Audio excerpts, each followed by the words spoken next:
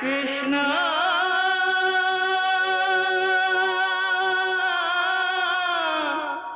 कृष्णा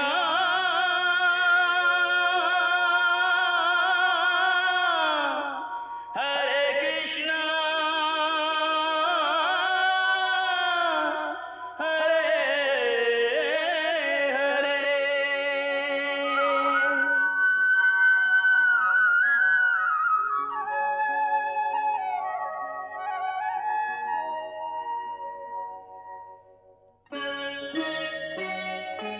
सच्चिदानंद रूपाय विश्वोत्पत्त्यादि Hathaway तापत्रय विनाशाय श्रीकृष्णाय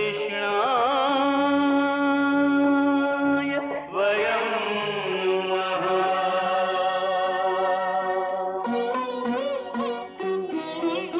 श्रीकृष्ण गोविंद हरे मुरारे हे नाथ नारायण वासुदेव। हरे कृष्ण राधे राधे कृष्ण कृष्ण कृष्ण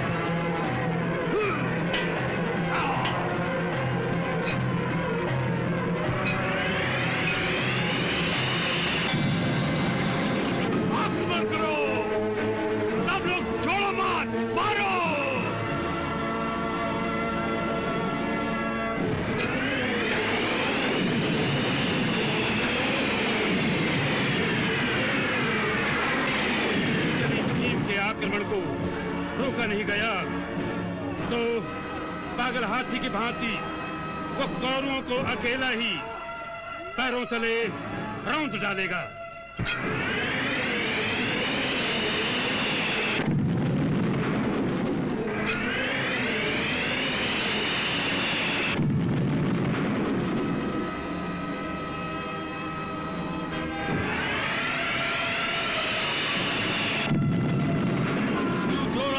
का ऐसा कौन सा शिष्य है जो इस पागल हाथी पर अंकुश लगा सके? मैं लगाऊंगा भीम पर अंकुश। मैं अश्वत्थामा, गुरु द्रोणाचार्य का शिष्य भी और पुत्र भी। अब गुरु भाइयों का युद्ध देखने का आनंद मिलेगा। जाओ अश्वत्थामा, जाओ। चलो सारथी।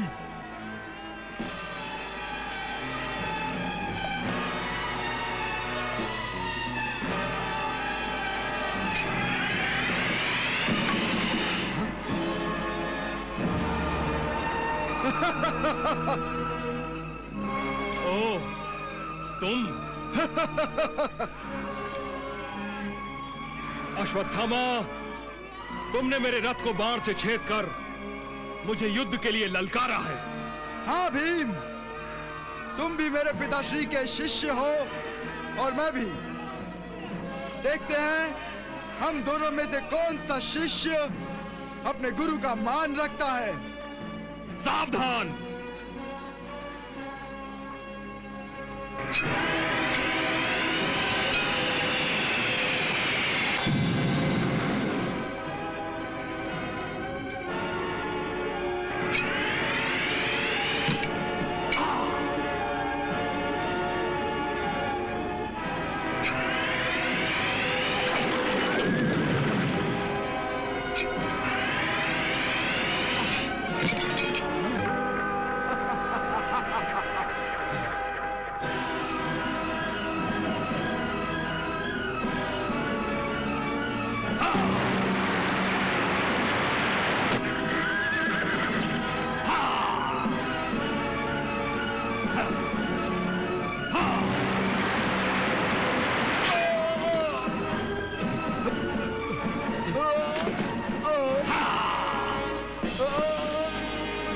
अश्वत्थामा, अश्वत्थामा, अश्वत्थामा, अश्वत्थामा, अश्वत्थामा, अश्वत्थामा। मुझे खुशी है कि पिताश्री का एक शिष्य ही युद्ध विद्या में उनके पुत्र से अधिक प्रवीण है। अश्वत्थामा, अश्वत्थामा, सारथी, शीघ्र ही रथ को यहां से कहीं दूर ले चलो। चलो जल्दी। अश्वत्थामा, अश्वत्थामा। हे संजय, भीम की विजय गाथा तुम्हारे मुख से सुनकर मेरा मन बेचैन हो रहा है। भीम पागल हाथी की भांति कौरवों को अपने पैरों तले रौंद रहा है। कौरवों के वीर महावीर योद्धा क्या कर रहे हैं? क्या कोई भीम के पैरों में बेड़ियां नहीं डाल सकता?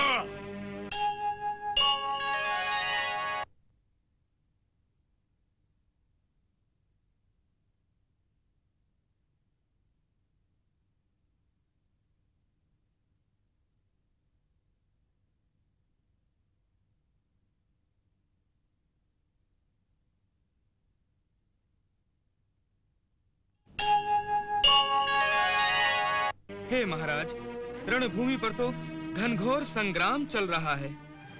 द्रोणाचार्य धृष्टद्युम्न के साथ युद्ध कर रहे हैं।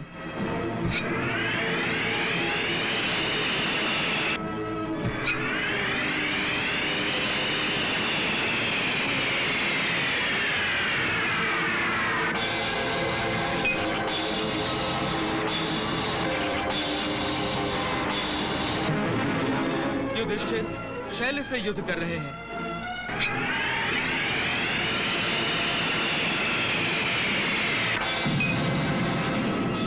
राजा भगदत्त विराट से युद्ध कर रहे हैं।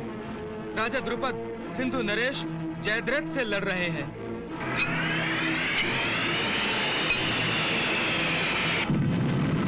द्रौपदी के पांचों पुत्र, सुभद्रा पुत्र अभिमन्यु, उलूपी पुत्र इरावान, ये सब भी कौरवों के साथ लड़ रहे हैं।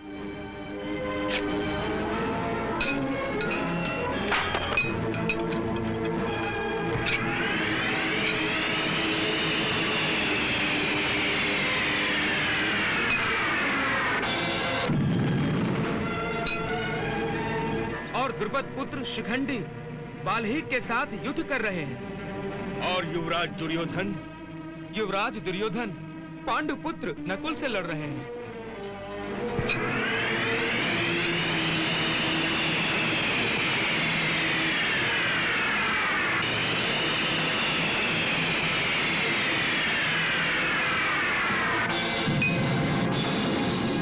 सेनापति पितामह भीष्म क्या कर रहे हैं? पितामह भीष्म ने तो पांडवों की सेना में हाहाकार मचा दिया है।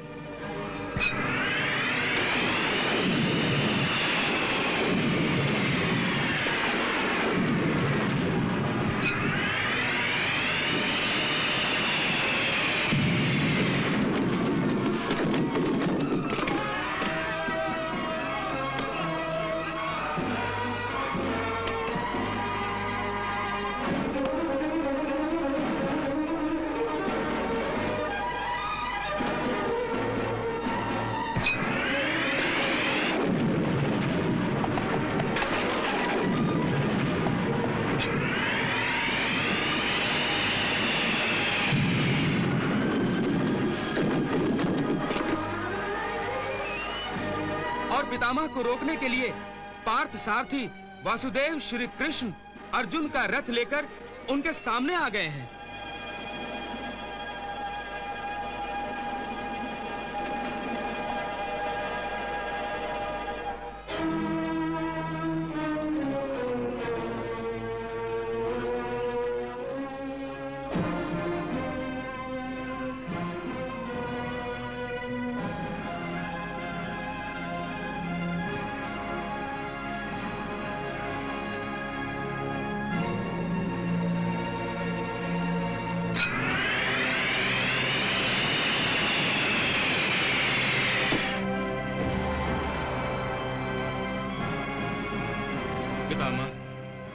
अपने पोते की ओर से यह आपकी सेवा में मेरा सादर प्रणाम था, इसे स्वीकार कीजिए।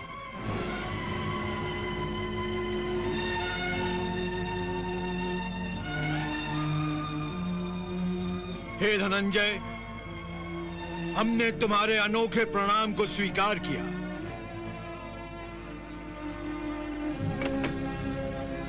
परंतु अब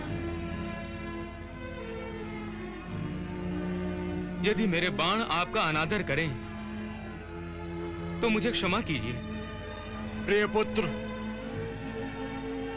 युद्ध में शत्रु का आदर नहीं, उसका आखेट किया जाता है। तुम निसंकोच होकर वार चलाओ।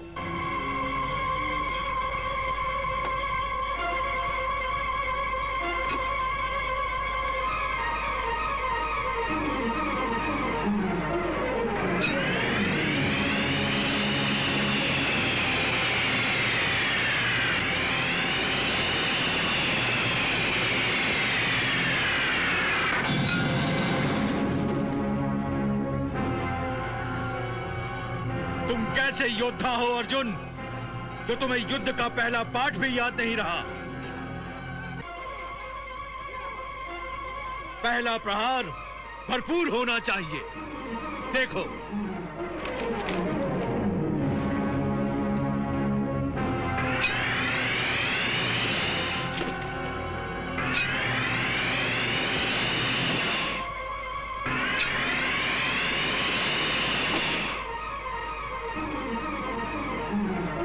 क्या रहे हो पार्थ? अपने शत्रु पर डटकर वार करो।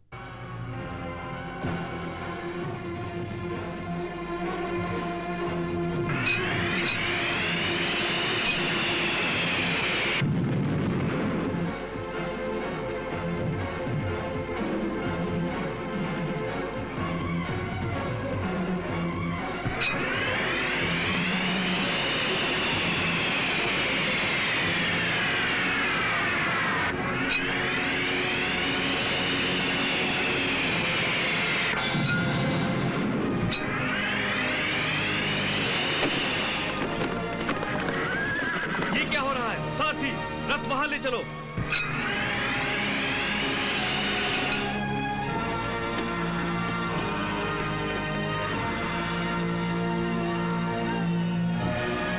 प्रणाम पितामह।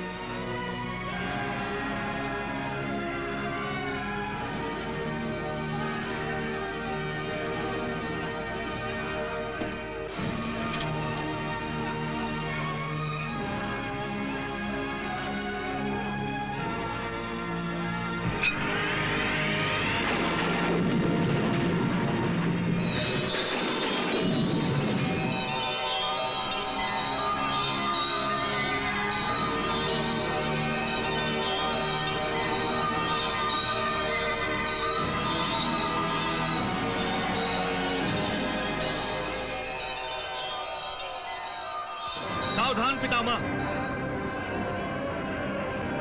अब मेरा बाण मर्यादाओं की सीमाओं से परे युद्ध के नियमों का पालन करने जा रहा है।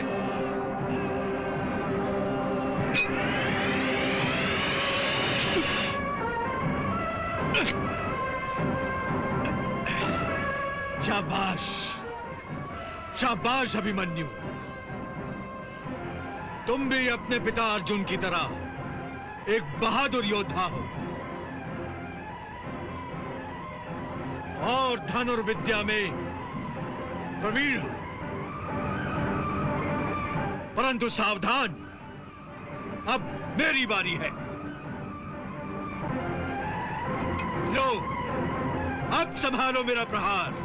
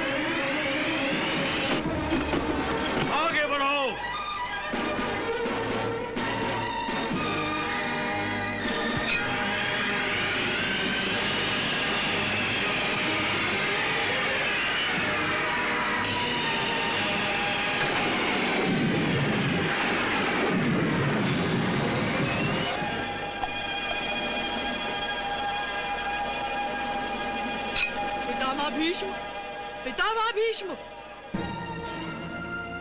पहचाना मुझे? मैं द्रौपद पुत्र शिखंडी हूँ। तुम्हें अपनी पहचान बताने की क्या आवश्यकता है शिखंडिनी? परंतु तुम युद्ध भूमि पर क्या कर रही हो? जाओ, मैं नारियों से युद्ध नहीं करता। मेरा नाम शिखंडिनी नहीं है। मैंने नारी के रूप में जन्म अवश्य लिया था, तब मेरा नाम शिखंडिनी था। पर अब मैं पुरुष बन गया हूँ। मेरा नाम अब शिखंडी है, वीर शिखंडी। पहले के जन्म में आपने न केवल मेरा दिल तोड़ा था, बल्कि मेरा जीवन भी नष्ट कर दिया था। याद है ना आपको कि मैं कुंवारी अंबा के रूप में जन्मा था? और मेरे उसी जन्म को नष्ट करने का बदला लेने के लिए मैंने फिर जन्म लिया है, और इस बार आपको मुझसे युद्ध करना होगा। मैं केवल पुरुषों से युद्ध करता हूँ, किसी निर्बल स्त्री पर हाथ नहीं उठाता। मैंने कहा ना, जाओ यहाँ से। मुझे निर्बल स्त्री समझकर आप भूल कर रहे हैं पितामह। इन हाथों में अब चूड़ियां नहीं हैं, लोहे के भारी शस्त्र उठाते हैं मेरे ये हाथ। मुझसे दो दो हाथ लड़कर देख लीजिए, आपका भ्रम टूट जाएगा और आपको पता चल जाएगा कि मैं नर हूँ या नारी। तो तुम ऐसे नहीं मानोगी।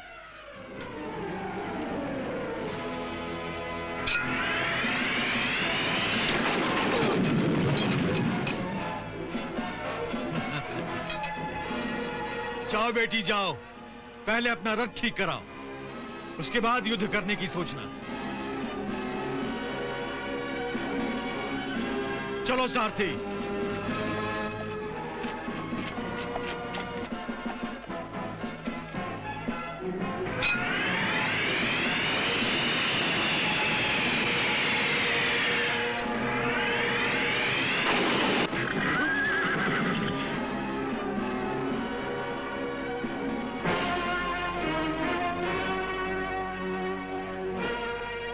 युवराज उत्तर तो तुम हो जो मेरे बाणों के तूफान के सामने पहाड़ बनकर खड़े होना चाहते हो? जी हाँ, मैं विराट नरेश का पुत्र उत्तर तुम्हारे बाणों के विनाशक तूफान को प्रतिबंधित करने आया हूँ। नादान बच्चे, तुझे इतना भी नहीं मालूम कि तूफान अपने सामने आने वाले बड़े बड़े पेड़ों और चट्टानों को भी एक तिनके की तरह हवा में उड़ाकर फेंक देता है। मुझे तिनका समझने की भूल न करो महाराज शैल्य। युद्ध भूमि में योद्धा की आयु नहीं, उसका साहस, उसकी वीरता देखी जाती है। मैं तुम्हें युद्ध के लिए निमंत्रित करता हूँ। मुझसे युद्ध करो, युद्ध। होश में आओ युवराज उत्तर। तुम मुझे नहीं, अपनी मृत्यु को निमंत्रण दे रहे हो। इसका निर्णय तो युद्ध के बाद ही होगा। ठीक है, जब तुमने अपने जीवन की रेखा स्वयं अपने हाथों से काट दी है, तो मैं क्या कर सकता हूं? सावधान!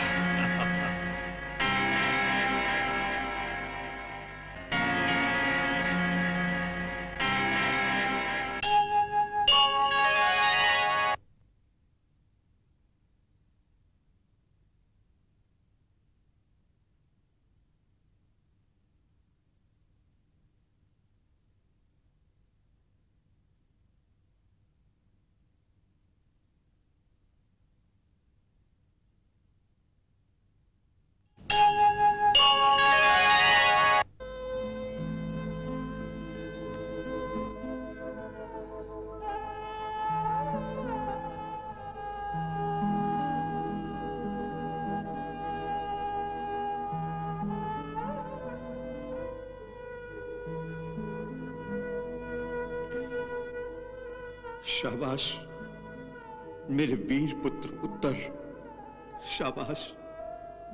तुमने युद्ध भूमि पर अपने प्राणों का बलिदान देकर क्षत्रिय धर्म का पालन किया है। पुत्र उत्तर, आज तुम्हारा पिता तुम्हें अपनी छाती से नहीं लगा सका, परंतु तुम्हारे पिता का सीना तुमने आज गर्व से फुला दिया है। कौन ऐसा क्षत्रिय पिता होगा जिसे अपने पुत्र के वीर गति प्राप्त होने पर गर्व नहीं होगा?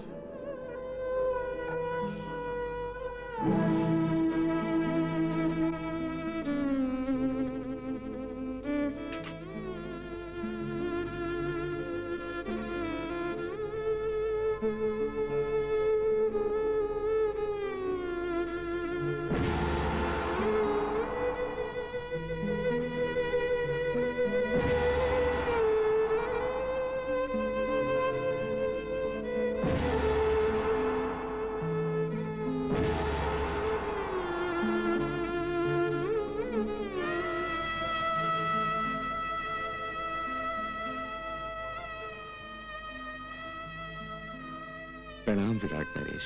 प्रणाम। महाराज विराट, आपके पुत्र युवराज उत्तर ने युद्ध भूमि पर जिस शौर्य का प्रदर्शन किया है, उसने हम सबको शत्रु के विरुद्ध निर्भय होकर लड़ने का नया साहस दिया है। हमें ऐसे योद्धा को खो देने का खेद है, परंतु आपका दुख हमसे अधिक है, क्योंकि आप उत्तर के पिता हैं। इसीलिए हम सब ये दुख बांटने आए हैं। क्षमा करें धर्मराज, युवराज उत्तर का दुख मुझे नहीं है और ना ही वो मरा है।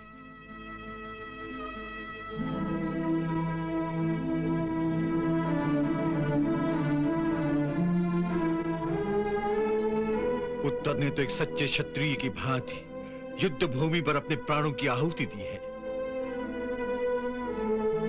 मुझे गर्व है कि मेरे पुत्र को वीर गति प्राप्त हुई है। मेरा पुत्र अमर हो गया है।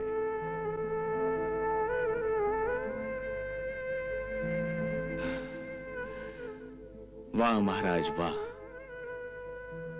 आपने ये कहकर हमारे साहस को और बढ़ा दिया है।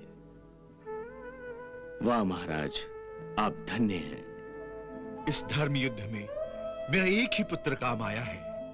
यदि मेरे 100 पुत्र होते तो भी मैं उन्हें धर्म के नाम पर भेंट चढ़ा देता, सबका जन्म सफल हो जाता। वाह वाह वाह। विराट नरेश, धर्म के प्रति हम आपकी इस भावना की प्रशंसा करते हैं, सम्मान करते हैं और उस रणबांकुरे पर अभिमान करते हैं जिसने रणभूमि पर शत्रुओं के विरुद्ध लड़ते हुए अपने प्राणों की आहुति दे दी। युद्ध भूमि पर मृत्यु से लोहा लेना हम क्षत्रियों की गुट्टी में पड़ा है। युद्ध भूमि पर अपने प्राणों का बलिदान करने और वीर गति प्राप्त करने को हम सब क्षत्रिय योद्धा अपना सौभाग्य समझते हैं।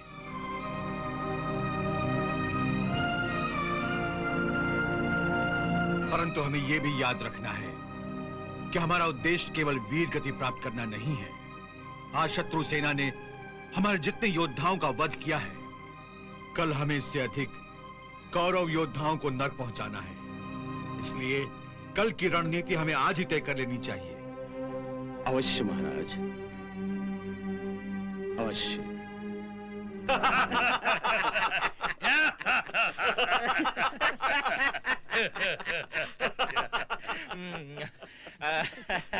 भांजे, हमने तो पहले ही दिन युद्ध में पांडवों को पराजय का मजा चखा दिया। मामा श्री, हाँ? युद्ध भूमि पर हताश पांडवों को देखकर यूं लग रहा था जैसे पांडव वन से लौटकर युद्ध करना ही भूल गए। कोई भी पांडव नियमित ढंग से हथियार नहीं उठा रहा था। ये बात पांडव भीमसेन के बारे में उचित नहीं है दुशासन। अरे मामा श्री, हाँ? अब भी वो शेर की भांति चिंघाड़ता है। हमारे सैनिकों के पित्ते पानी पानी होने लगते हैं। जयद्रथ, शत्रु की प्रशंसा करके क्यों मदिरा के नशे में कड़वाहट का रस घोल रहे हो? भीम के शौर्य का बखान करने के बदले पांडवों की कायरता की बात कीजिए, कायरता की। मदिरा की कड़वाहट तो अपने आप मिठास में बदल जाएगी। नहीं दुशासन, नहीं। शत्रु को कायर और बुज़दिल समझना अपने आप से धोखा देने के बराबर है। और फिर पहले दिन की विजय पर इतना खुश होना भी उचित नहीं है। यदि आज मैं युद्ध में भाग लेता तो मैं ये जानने का प्रयास करता कि आखिर पांडवों की इतनी सहज हार का कारण क्या है। हमने आज के युद्ध में ये प्रमाण दिया है कि हम कौरव ही रण क्षेत्र में युद्ध करने और राजगद्दी की शोभा बढ़ाने के लायक हैं, पांडव नहीं। आज के पांडवों की हार का मुख्य कारण हम कौरव ही हैं। भांजे, ये बात पूर्ण सत्य नहीं है। मामाश्री, आप कहना क्या चाहते हैं? भांजे, ये सत्य नहीं है कि पांडवों की हार का कारण हम कौरव हैं। तो फिर क्या कारण है? मदिरा के नशे में झूठ बोलना पाप होता है।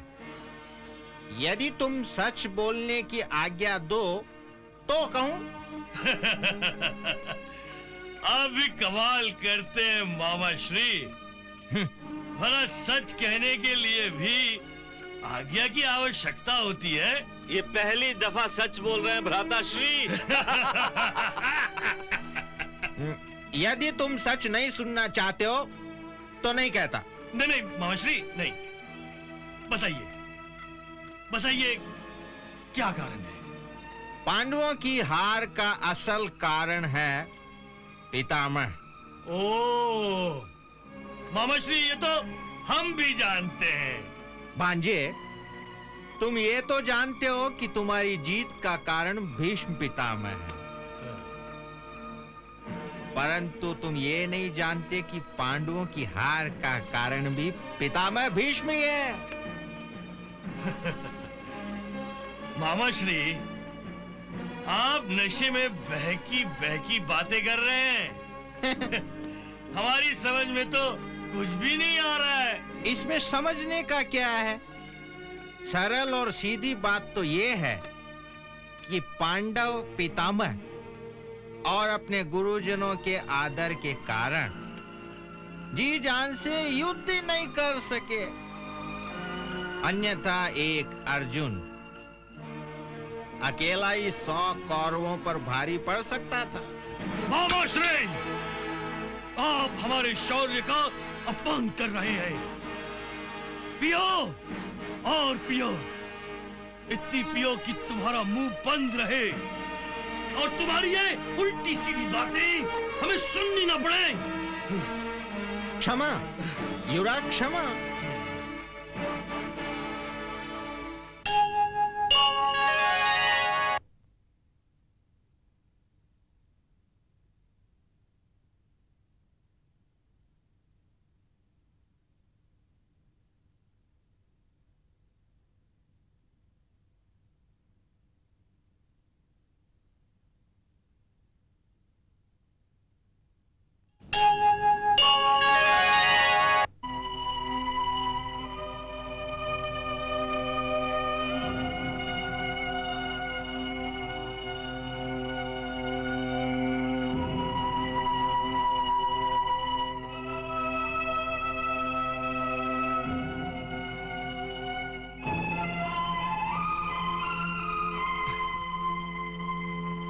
युद्ध में वीर योद्धा अपने शत्रुओं के सर झुकाते हैं। जिनके सर नहीं झुकते उन्हें धड़ से अलग कर देते हैं। परंतु आप सब तो वीर योद्धा होकर सर झुका रहे हैं। शत्रु हमसे केवल संख्या में अधिक हैं, परंतु शौर्य, वीरता, युद्ध क्षमता और जान लड़ा देने में हम किसी से कम नहीं हैं। हां, हम में एक कमी थी, दृढ़ संकल्प की। इस संबंध में हमें कौरवों से सीख लेनी चाहिए। मामाश्री, एक दिन के युद्ध में संजोग से कौरव हम पर भारी पड़ गए, तो क्या हमें उन अधर्मियों से युद्ध का पाठ पढ़ना होगा? नहीं अभिमन्यु, हम अपनी भूल को संजोग कहकर शत्रु की युद्ध कुशलता पर पर्दा नहीं डाल सकते। ये तो आप सभी जानते हैं कि आज के युद्ध में भीष्म पितामह ने बढ़ बढ़कर आक्रमण किया था और उन्होंने प्रतिदिन हमारे 10,000 सैनिकों की हत्या करने का जो प्रण लिया था, उससे कहीं अधिक सैनिकों की हत्या की। आपने ठीक कहा द्वारिकाधीश। आज के युद्ध में शत्रु पक्ष से भीष्म ने अपने शौर्य और पराक्रम से हमारी रणनीति और वीर रचना की तो मानो धज्जियां उड़ा दी हैं। हे द्वारिकाधीश, आज के इस युद्ध में हमारे द्वारा रचे व्यूह की सफलता के लिए हमें खेद है। पांडवों का सेनापति होने के नाते आज की इस विनाश का कारण मैं अपने आप को समझता हूं। नहीं धृष्टद्युम्न, आज के युद्ध की असफलता का उत्तरदायी मैं तुम्हें नहीं मानता। तुमने अपने सेनापति के उत्तरदायित्व का पालन बड़ी कुशलता से किया है। फिर हमारी असफलता का क्या कारण हो सकता है बड़े भैया? मैंने तो अपनी गदा के प्रहार से कौरवों को छठी का दूध याद दिलाया है। प्रिय भीम, एक तुम ही तो हो जिसने आज के युद्ध को युद्ध समझकर लड़ा है।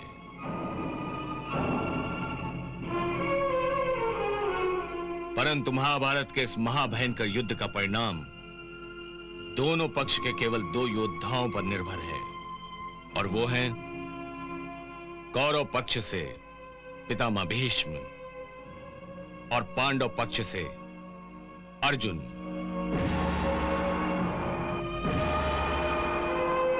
पितामह को तो अपना कर्तव्य भली भांति याद है, जिसका प्रदर्शन उन्होंने आज के युद्ध में किया भी। परंतु हमारे पक्ष का योद्धा अपना कर्तव्य भूल गया। उसे तो यह भी याद नहीं रहा कि वो संपूर्ण जगत का सर्वश्रेष्ठ धनुर्धर है, जिसके गांडे से निकले बाण की गति से वायु भी स्पर्धा नहीं कर सकती। हमारी सेना पितामह के बाणों की वर्षा से कीड़े मकोड़ों की तरह मारी जा रही थी, परंतु अर्जुन ये जानते हुए भी कि पितामह के बाणों की बाढ़ को बांध बनकर केवल वही रोक सकता है, फिर भी उसके हाथ पितामह के आगे अपना गांडीव उठाते हुए कांप रहे थे।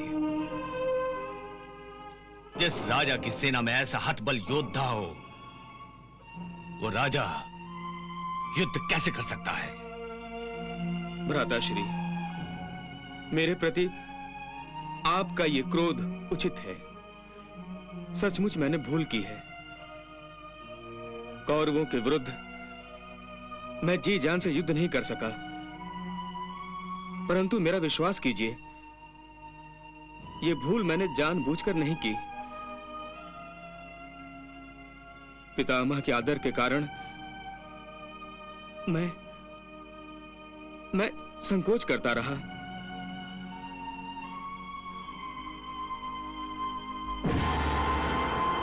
बड़े भैया, आज युद्ध में अर्जुन या अन्य योद्धाओं की भुजाओं ने अपने ज्येष्ठों के आदर में उनके विरुद्ध उठना स्वीकार नहीं किया, परंतु कल युद्ध भूमि में जब दोनों सेनाएं आमने सामने होंगी, तब अवश्य अर्जुन अपना गांडीव उठाएगा।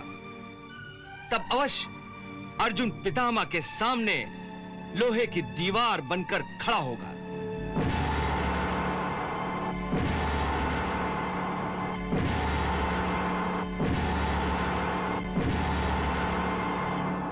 हे कृष्ण, एक अर्जुन ही नहीं, हम सबको यह बताना होगा कि हम युद्ध भूमि पर अपने शस्त्रों का अपमान करने नहीं आए हैं।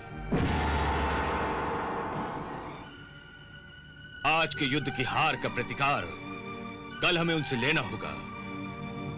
कल हम उन्हें दिखा देंगे कि हम भी क्षत्रिय हैं। युद्ध करना हमारी घुट्टी में पड़ा है। जब तक हमारे शरीर में जान है,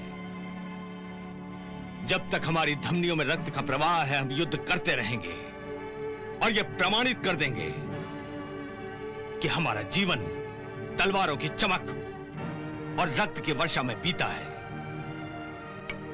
प्रतिज्ञा कीजिए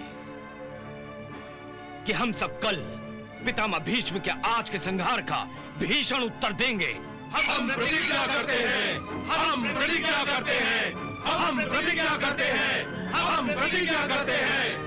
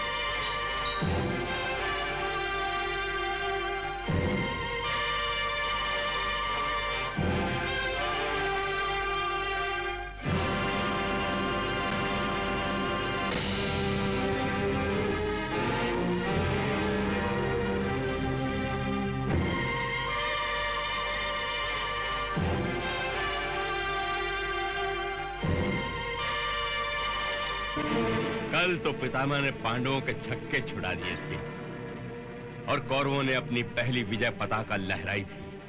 महाराज, केवल एक ही दिन के युद्ध से कोई अनुमान लगाना उचित नहीं है। जैसे जुए में अकस्मात पासे बाजी उलट देते हैं, वैसे युद्ध का पासा भी किसी भी क्षण पलट सकता है। जब तक भीष्म पितामह कौरवों की सेना की अगवानी कर रहे हैं, पांडव लाख सर मारे कुछ नहीं कर सकते। परंतु आज पांडव अवश्य ही अपनी जान लड़ा देंगे। भीषण युद्ध होगा आज।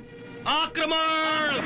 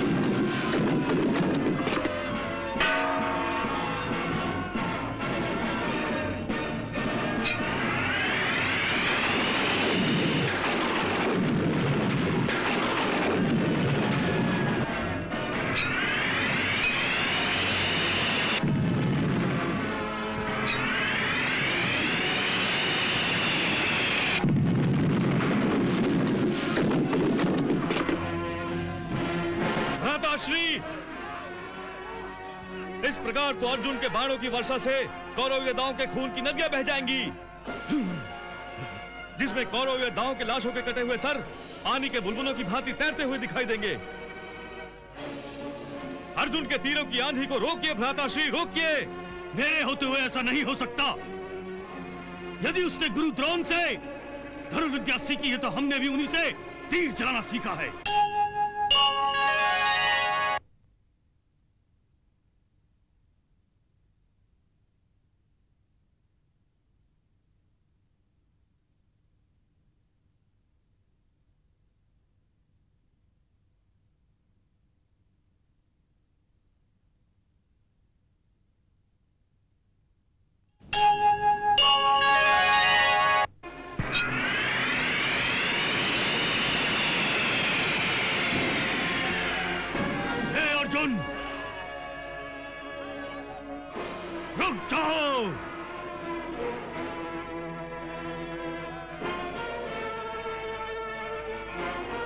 युवराज दुर्योधन, आओ आओ, युद्ध करने आए हो ना? आओ, तुम भी अपनी इच्छा पूरी कर लो। अर्जुन! दुर्योधन, मैं तो तुम्हें बड़ा बलवान समझता था, परंतु तुम तो बड़े ही दुर्बल योद्धा निकले।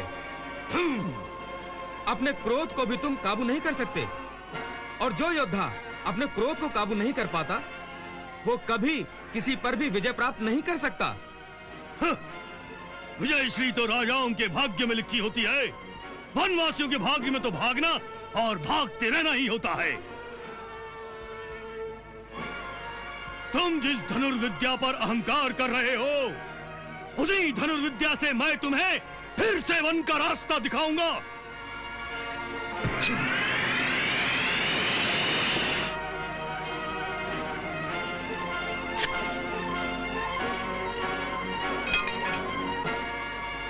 हे दुर्योधन, ललकारे बिना ही तुमने पार्थ सारथी पर बाण छोड़ दिया। तुम जैसे अधर्मी से धर्म युद्ध की आशा करना ही व्यर्थ है। परंतु मैं तुम्हें युद्ध के लिए ललकारता हूं। सावधान!